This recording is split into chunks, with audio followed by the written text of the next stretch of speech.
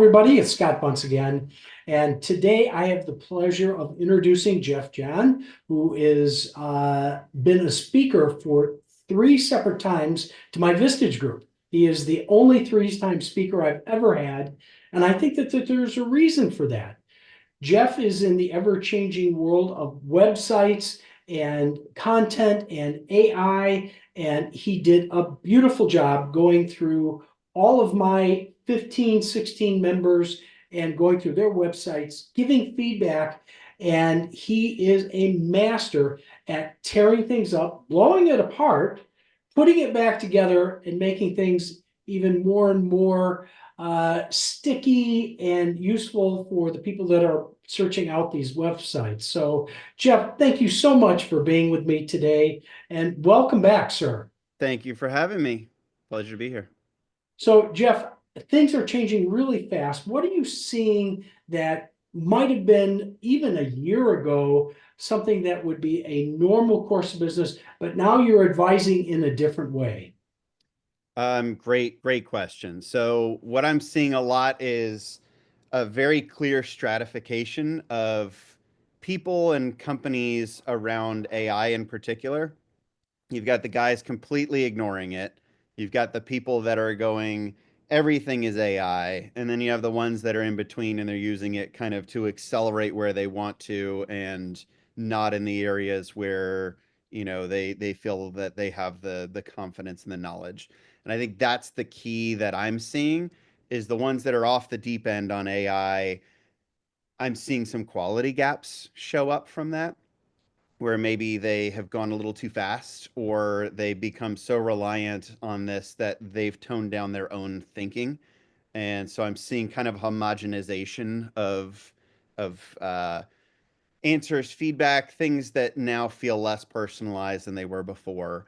And on the other side, the ones that are doing nothing with it, I'm seeing them lose out to the people that are pushing in some form or fashion. And so the encouragement I have for people when I speak with them is to figure out as quickly as possible where something is potentially going to add value to you, but not try to insert things for the sake of inserting things and being trendy.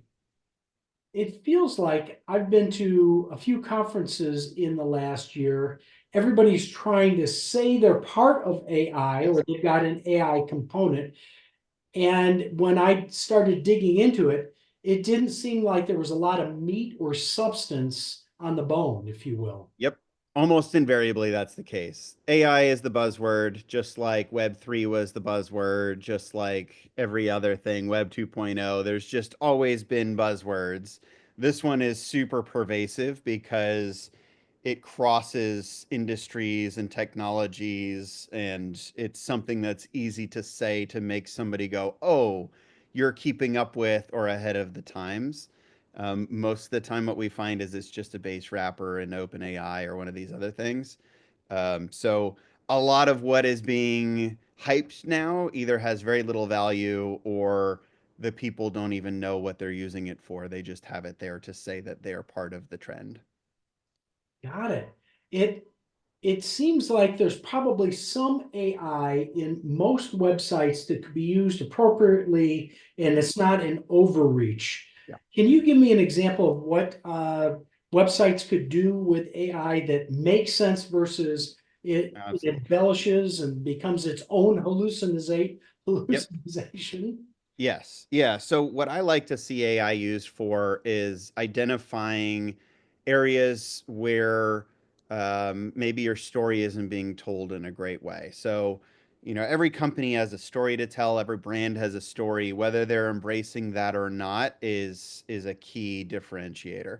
So sometimes I'll see a business that's been around for 10, 20 years and they've got six different personalities or voices toned to their language.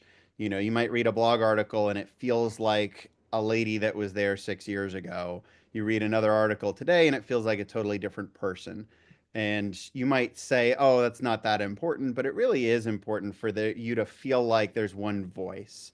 And so, what I often see people use AI for is less about generate a bunch of new content, but more refine into a voice that feels like the organization. So you might have a blog article from 6 years ago, doesn't speak in the right voice. Take that and say, here are 6 things that do speak in our voice. Let's refactor this content to speak in the voice that we have and also to modernize that. And then you go through as a human and decide, is this really telling the right story or not? Don't just blanket press the button, press save, call it a day, but go through it. And then we found that those can have a big impact. But peppering a million AI written blog articles that are generic chat GPT, not only is it not helpful, we're actually seeing it start to cause harm and degradation to SEO because Google is actively working to root out overt AI content that's low value. And it feels like to me that there is the way that people are structuring the AI could almost be detrimental if it's done wrong. And Yep. maybe you've got an example of that. Yeah, absolutely. So I've always had a phrase called a shooting star. And the idea of a shooting star is you and I both have businesses. We're just starting out. You optimize for people, I optimize for SEO. In the very first days, I'll probably outrank you because there's nothing else for Google to go on. But over time, as search engines see that people are resonating with you, your story, your content, your structure, you'll start to outrank me. What I'm seeing is an acceleration of the shooting star concept where someone might have a site that's been doing fine. They jump in, they do 5 AI blog articles, they get a little bump and they go, oh my gosh, I like this drug. And so now they start firing hundreds of articles in there and it goes up for a bit and then it crashes down and you start to see a degradation of the main core content as well. So I've seen that. I've also seen people come in and just like restructure, rewrite a bunch of things without really taking the time to think through what they're doing. And that can be harmful. So when I first was talking about it, I'm suggesting keeping your content useful and helpful, but making sure that it aligns with your brand voice. It's detrimental if instead you come in and you just take a blowtorch to a lot of your content and restructure it with AI.